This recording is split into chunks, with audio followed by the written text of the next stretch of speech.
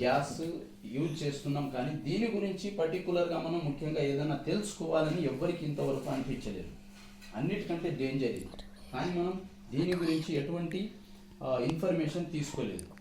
Right, ఇది తీసుకోకముందు ఏమంటుంది అంటే దీనిపైన ఇన్ని రాసి ఉన్నది, ఇంతగానో రాసి ఉన్నది, కానీ ఎవ్వరు చదవరు.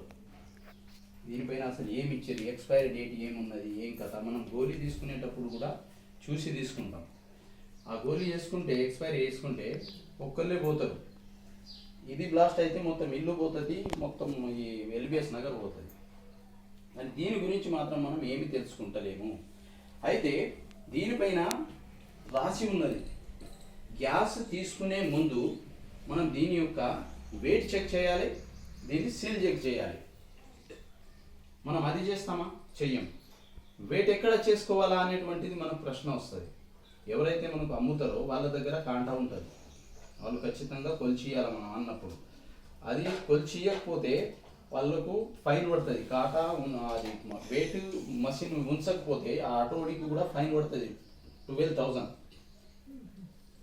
వాళ్ళు కంపల్సరీ ఉంచుతారు. కానీ మన దౌర్భాగ్యం ఏంటంటే మనం అడగం. సో సిల్ ఎట్లా చెక్ చేయాలా మరి? సిల్ మనం ఏమనుకుంటాం ఇప్పటిదాకా, ఇది మంచిగా కొత్త కవర్ వస్తే, ఇది కొత్త క్యాప్ వస్తే అరే ఇంకా మంచిది సిల్ వచ్చిందని అనుకుంటామా? కానీ ఇది సిల్ కాదు, ఇది ఓన్లీ డస్ట్ ప్రొటెక్టర్ మాత్రమే. దీంట్లో డస్ట్ పోకుండా, ఎటువంటి దుమ్ము పోకుండా కంపెనీ నుంచి గోడౌన్ నుంచి మన ఇంటి దాకా రావడానికి డస్ట్ ప్రొటెక్టర్ మాత్రమే. అయితే సిల్ ఎట్లా చెక్ చేసుకోవాలంటే, మనం గ్యాస్ బుడ్డి తీసుకున్నప్పుడు ఆటోడు కానివ్వండి, మనం ఏజెన్సీలో తీసుకుపోవడానికి పోయినా కానీ దీని మీద వాటర్ వేసి చూసుకోవాలి. గ్యాస్ లీకేజ్ ఉంటే దీని నుంచి చిన్న చిన్న బుడగలు వస్తాయి. దీంట్లో వస్తున్నది లీకేజ్ ఉన్నది గ్యాస్. ఇవ్వండి, నిన్న అయితే చాలా పెద్ద లీకేజ్ ఉండే ఒకళ్ళు ఇంటికాడ. చూడండి, మైనర్ లీకేజ్ ఉన్నది. ఇంత లీకేజ్ ఉన్నా కానీ చిన్న చిన్న బుడగలు. అదే రెగ్యులేటర్ తోటి కింద మీద చేస్తాము, ఆన్ ఆఫ్ చేస్తాము. అదే లీకేజ్ ఇంట్లో ఎక్కువ అయితే, అంటే లీకేజ్ గ్యాస్ తీసుకురావడం ఇంట్లో అంటే మనం సాగుని ఇంటికాడ పిలుచుకున్నట్టే. ఇది ఎక్కువ అయితే ఇమీడియట్గా బ్లాస్ట్ అవుతుంది. సో ప్రతి ఇంట్లో ఇట్లా 80-90% ఇంట్లో ఇట్లాంటి లీకేజ్ గ్యాస్లు ఉన్నాయి, మా సర్వేలో తేలుతున్నది.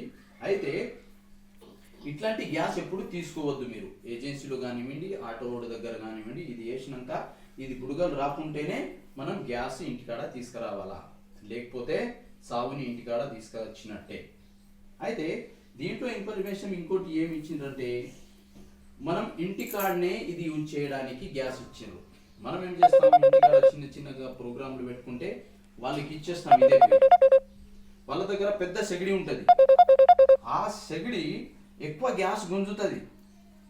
ఈ గ్యాస్ యొక్క పవరు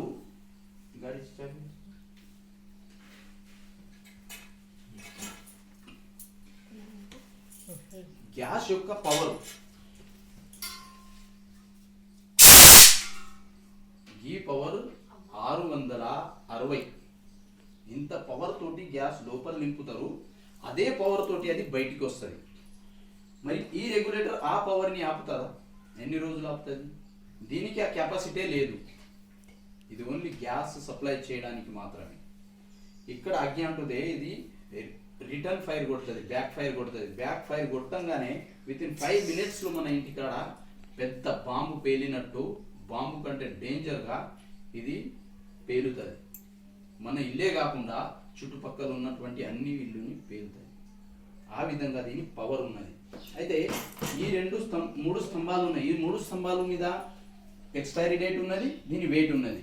దీని వెయిట్ ఎంత ఉంటుంది? 15.6 ఉన్నది. అంటే దేనిది వెయిట్ ఇది? నో, ఇది ఎంటీ ట్యాంకీ వెయిట్. ఇది లోపల గ్యాస్ వెయిట్ అంటే దగ్గర 14.2 14.6 ఇట్లా వస్తుంది. అయితే మనం వెయిట్ చేసుకున్నప్పుడు ఎప్పుడైతే ఆ గ్యాస్ 29 kgs ఇట్లా వస్తే తీసుకోవాలా, తక్కువ వస్తే మాత్రం మన గ్యాస్ దొంగతనం చేసి మనకి ఇచ్చినట్టు అనుకోవాలి మనం. ఎక్స్పైరీ డేట్ ఉన్నది A27. A27 అంటే 27 వరకు నడుస్తుంది. ఏ అంటే ఏప్రిల్ అనుకుంటున్నారా? మార్చ్ వరకు. అంటే దీనికి 4 భాగాలుగా విభజించి జనవరి, ఫిబ్రవరి, March A, April, May, June B, జూలై, August, September C, October, November, December D. అంటే దీనికి మనకు 36, 34 ఇప్పుడు 29 కంటే ముందు 2-3 సంవత్సరాల ముందట ఉన్నటువంటిదే ఎక్స్పైరీ డేట్ని మనం తీసుకోవాలా, లేకపోతే తీసుకోవద్దు. ఇట్లాంటి ట్యాంకీ అయితే అస్సలు తీసుకోవద్దు. ఇది ఎక్స్పైరీ అయిన ట్యాంకీ, కానీ దీనిపైన వేరే నంబర్ వేసేసి ఇచ్చారు మీకు ఎక్స్పైరీ డేట్ని. ఎందుకు ఇట్లా చేస్తారంటే కంపెనీ వాళ్ళకు ఈ ట్యాంక్ ఎంటీ ట్యాంకీ తయారు చేయడానికి 5,000 కంటే ఎక్కువ ఖర్చు అవుతుంది. కాబట్టి వాళ్ళు ఎక్స్పైరీ డేట్ అయిన ట్యాంకీ కూడా మనకు ఎక్స్పైరీ డేట్ని ఒక ముందు డేట్ వేసి ఇస్తారన్నమాట. ఇది ఇనుపది, ఇక్కడ నుంచి లీకేజ్ కావచ్చు, ఇక్కడ నుంచి కావచ్చు, చూడండి కింది నుంచి కూడా లీకేజ్ కావచ్చు, మొత్తం ఉతకపోయింది. కాబట్టి ఎప్పుడన్నా మన ఇంట్లో బ్లాస్ట్ జరగచ్చు. అందుకని అన్ని జాగ్రత్తలు చూసుకొని, ఇంతవరకు ఎవరిది పని? ఇది మగవాళ్ళది. ఇప్పుడు ఆడవాళ్ళది పని స్టార్ట్ అవుతుంది. అయితే ఈ ప్రపంచవ్యాప్తంగా 2 బాంబులు కనిపెట్టింది. ఆ 2 బాంబులు ఏవి? ఒకటి గ్యాస్, రెండవది కరెంటు. కరెంటు కూడా ఇంతకు ముందు మీరు టీవీలలో, పేపర్లలో చూశారు. ఇంటి కరెంటు స్పార్క్ అయ్యి ఇల్లు కాలిపోయింది, మనిషి చచ్చిపోయాడు, గేదెలు చచ్చిపోయినాయి, గిట్లా వచ్చింది కదా. కానీ ఇప్పుడు ఆ వార్తలు వింటున్నామా? ఇల్లు కాలిపోతుందా? లేదు. ఎందుకంటే ఎక్కడ మనం ఎంసీఎల్ పెట్టినాం. ఇంట్లో ఎక్కడన్నా చిన్న స్పార్క్ అయితే అది అక్కడ ట్రిప్ అయి మన ఇంట్లో ఉన్నటువంటి సప్లైని మొత్తం ఆపేస్తుంది. మరి ఇల్లుని ఒక్క బాంబుని మనం సురక్షితంగా చేశాము, దాని గురించి మనం ఉపాయం తీసినా దానికి మనం వాడుతున్నాం. మరి ఇంత పెద్ద బాంబు కోసం ఏదన్నా సురక్ష ఉండాలా లేదా?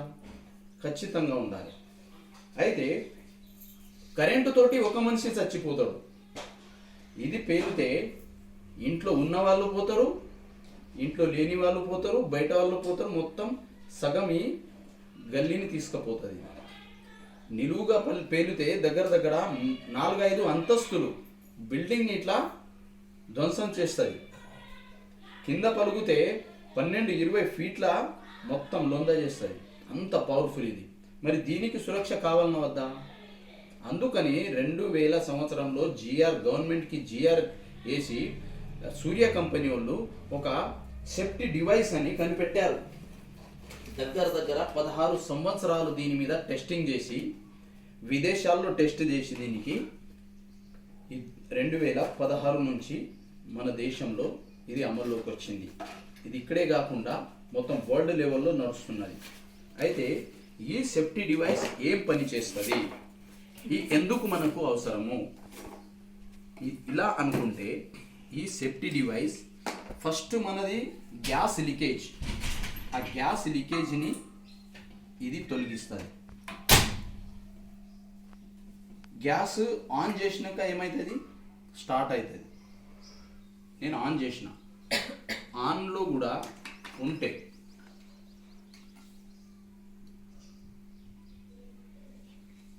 ఆ లీకేజ్ వెళ్ళిపోయింది. ఫస్ట్ మీ ఇంట్లో జరిగే అపాయాన్ని ఇది ఆపేసింది. సో ఇది ఆన్ ఉంది కదా, అయినా లీక్ అయితే లేదు. సో ఈ రెగ్యులేటర్ ఉన్నది. ఈ రెగ్యులేటర్ని ఇంటికాడ ఎన్ని సంవత్సరాల నుంచి వాడుతున్నాం? చేంజ్ చేశారా ఎవరన్నా? దగ్గర 5 సంవత్సరాలు కంపల్సరీ చేంజ్ చేయాలి. ఒక్కొక్కరు ఇంటికాడ 20 సంవత్సరాల నుంచి ఉన్నాయి. మనం అప్పుడప్పుడు గ్యాస్ వాసన వస్తున్నది అనుకుంటాం. అది గ్యాస్ అయిపోయిందేమో అని మనం వాసన వస్తుంది, గ్యాస్ పోయిందని కాదు, లీకేజ్ అవుతుంది గ్యాస్. అయితే మనం దీనికి పైన పెట్టినట్లయితే చూద్దాము. కింద అంటే ఆఫ్, పైన అంటే ఆన్. ఇక్కడ ఆన్ చేసిన ఆన్ అయితే లేదు. మరి ట్యాంక్ ఎంటీ ఉన్నదా? ట్యాంక్ అయితే ఫుల్ ఉన్నట్టున్నది. అయితే ఈ డివైస్ని ఎప్పటిదాకా అయితే మనం పర్మిషన్ ఇయ్యమో, అనుమతి ఇయ్యమో, అప్పటిదాకా ఇది యాక్టివ్ కాదు. చూడండి, ఇక్కడ ఉన్నటువంటిది మీటర్ పైకి పోయింది, ట్యాంకీ ఫుల్ ఉన్నది. ఇట్లా మనకు గ్యాస్ ఫుల్ ఉన్నదా, మనకు తక్కువ వచ్చిందా అనేటువంటిది దీనిపైన మనకు తెలుస్తుంది. నంబర్ అయితే లేదు, ఫుల్ అండ్ లో అని ఉంటుంది. ఇక్కడ నుంచి ఈడి దాకా మనము ఇప్పుడు ఏం చేస్తున్నాము, ఎంత ఉన్నది గ్యాస్, ఫుల్ ట్యాంక్ ఉన్నది. क्या दिवसातच केलेला आहे स्पीड काल परवा రెడ్ కలర్ లో రెడ్ కలర్ లో ఇక్కడ ఫుల్ ఇట్లా వస్తుంది. ఇప్పుడు ఎట్లా అయితే గ్యాస్ యూజ్ చేస్తామో తగ్గుతుందో ఈ కాంట అట్లా అట్లా కింద వస్తుంది. మనం గ్యాస్ అయింది ఎట్లా కనిపిస్తాం, ఇంట్లో గ్యాస్ అవుతుంది ఇట్లా ఊపుతాము, బాగా అల్కగా అనిపిస్తే అయిపోతుందేమో అని మనము ఈ రోజే సాయంత్రం అయిపోతుంది. అందుకు ఏం చేస్తున్నామంటే ఇంకో ట్యాంకీని మనం నింపుకొని వచ్చి ఎక్స్ట్రా ట్యాంకీని మనం ఏం చేస్తున్నాం, ఇంట్లో పెట్టుకుంటున్నాం స్పేర్గా. అంటే 2 బాంబులు, ఇది ఒకటి పేలితే కొంచెం సగం పేలేదు, మొత్తం గల్లీనే లేచిపోవాలని కాదా. అట్లా కాకుండా ఇప్పుడు మీరు గీడ రిజర్వ్లో పడితే ఇప్పుడు రిజర్వ్లో పట్టింది, ఒక 10 రోజుల్లో గ్యాస్ అయిపోతుంది, 2 రోజుల్లో అయిపోతుంది అని మనం తీసుకురావచ్చు. దీంతో ఇంకో బెనిఫిట్ అయితే దీనికి మనం పర్మిషన్ ఇచ్చినాక ఇది యాక్టివ్ అయినాక ఇప్పుడు గ్యాస్ ఆన్ అవుతుంది.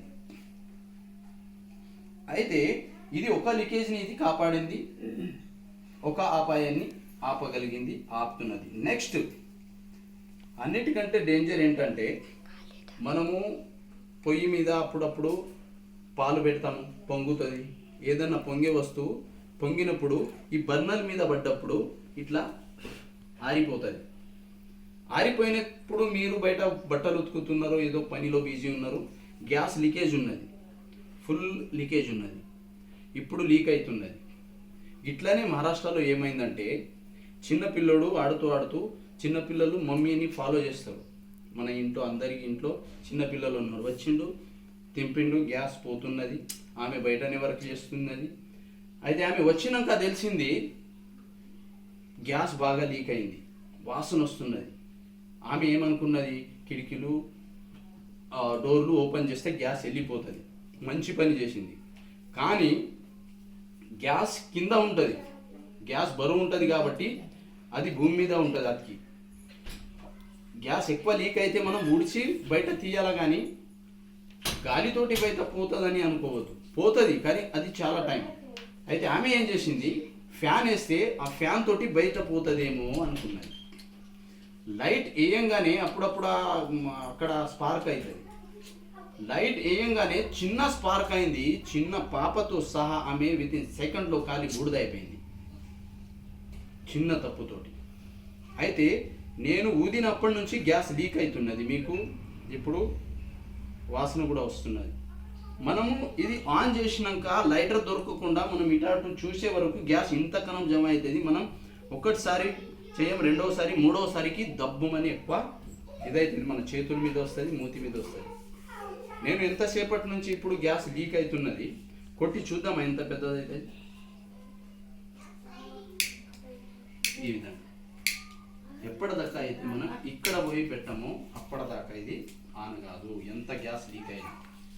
అంటే ఈ డివైస్ యొక్క పని ఏం చేస్తుందంటే ఇది 80% గ్యాస్ని లోపల ఉంచేసి 20% గ్యాస్ని మాత్రమే వదులుతుంది. దినమంతా మీ ఇంట్లో మీ చిన్నపిల్లలు ఆన్ చేసినా, ఎక్కడ పైప్ కట్ అయినా, గ్యాస్ లీక్ అవుతున్నా మీరు ఎక్కడి నుంచి అయినా కళ్ళు మూసుకొని వచ్చి పెట్టచ్చు, గింతే స్టార్ట్ అవుతుంది, ఎక్కువ అగ్గిపట్టది. ఈ విధంగా మీకు ఇక్కడ కూడా కాపాడింది మీ మిస్టేక్ని. నెక్స్ట్ ఏమైందంటే ఒకసారి నాగ్పూర్లో పోలీస్ కాలనీలో పైప్ కట్ అయింది. ముందు పైపు గ్రీన్ పైపులు ఉండే, ఫస్ట్ ఇవే పైపులు, ఇది కొంచెం మెత్తగా. దీనికి రొట్టెలు చేసినప్పుడు పిండి అంటినా ఏమైనా తినే పదార్థాలు అంటుతే దీనికి మన ఎలుకలు కట్ చేసేవి,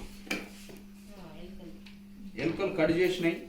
పాపం ఆమె పొద్దున డైరెక్ట్ లేచింది, చాయ్ పెడదామని చూసింది, ఒకటేసారి బొమ్మ అయింది, దగ్గర దగ్గర 20 కుటుంబాలు ధ్వంసమైనవి. మొత్తం గల్లీని తీసుకుంటుంది ఇది. అయితే చూడండి, ఈ గ్యాస్ మనము ఒక్కొక్కసారి ఏం చేస్తాం, రొట్టెలు చేయడానికి నడుము నొస్తున్నదని మనం కింద తీసుకుంటాం. ఒకవేళ తీసుకునేటప్పుడు కింద ఈ పైపు ఇక్కడ నుంచి జారితే ఏం పరిస్థితి అవుతుంది అంటే మనం ఊహించలేము. 650 తోటి ఇక్కడ అగ్గి అంటుతుంది. ఒకసారి తీసి చూద్దాం. ఇది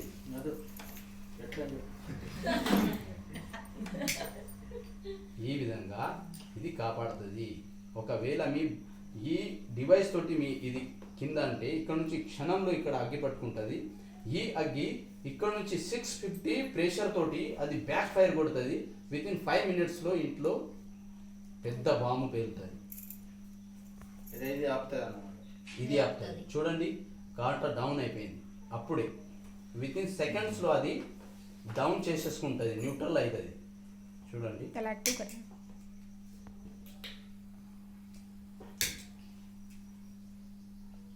ఆన్ అయింది. చూడండి, అప్పుడే ఏ మాత్రం అది ఆగదు. ఆ విధంగా అది కాపాడుకుంటుంది. ఇది ఒక అపాయం మీకు కాపాడింది అన్నట్టు ఈ డివైస్. అయితే ఆ పోలీస్ కాలనీలో ఏ విధంగా అయితే అయిందో, మనం ఇక్కడ నుంచి ఎలుక కత్తిరిస్తే ఇక్కడ నుంచి గ్యాస్ లీక్ అవుతుంది. మరి ఈ గ్యాస్ని మనం చూసినట్లయితే ఇక్కడ పెట్టాము, ఇక్కడ కట్టుంటే ఈ విధంగా ఈడ